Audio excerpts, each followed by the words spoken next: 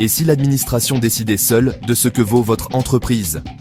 En tant qu'expert reconnu par la région wallonne en valorisation d'entreprises et de holdings, j'ai accompagné de nombreux entrepreneurs dans des moments charnières de leur parcours. Ce que j'observe régulièrement, c'est que derrière chaque entreprise, il y a une histoire unique. Des années de travail, des décisions audacieuses, des sacrifices personnels.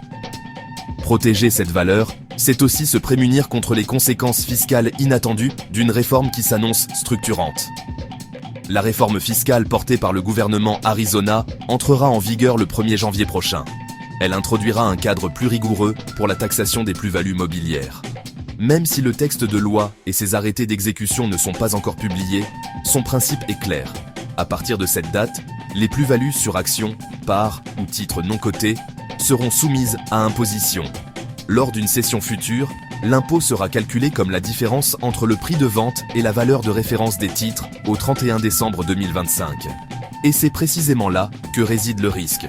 Si aucune valorisation professionnelle n'a été réalisée à cette date, l'administration fiscale pourrait fixer unilatéralement une valeur d'origine très basse.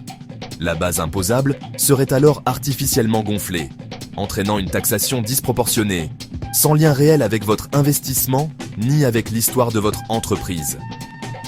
Réaliser une valorisation en 2025, c'est donc bien plus qu'un simple acte comptable. C'est une démarche de protection, de bon sens, qui vise à défendre ce que vous avez construit, parfois au prix de votre confort, de votre sécurité ou de votre santé. Au-delà de l'enjeu fiscal, une valorisation permet aussi d'y voir plus clair dans vos projets. Elle pose une base objective, claire et documentée, qui sécurise vos décisions. Mon approche est à la fois rigoureuse et humaine.